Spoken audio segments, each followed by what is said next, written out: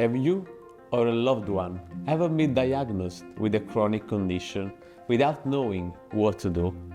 One of the most common chronic diseases is osteoarthritis, which mainly affects hip and knee. In severe cases, it requires joint replacement surgery to reduce pain and regain mobility.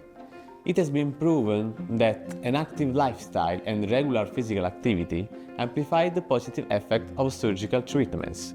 However, despite this knowledge, the majority of people tend to remain sedentary or inactive after the surgery. My PhD project focuses on enhancing the quality of life of individuals following total hip or knee replacement surgery through an adapted physical activity. Practically, this approach aims at supporting individuals after undergoing such invasive and impactful surgery interventions by providing support and creating a physical activity courses specifically designed for them. My project is part of a broader European initiative called PAIR, that means Physical Activity for Individuals with Total Hip and Knee Replacement.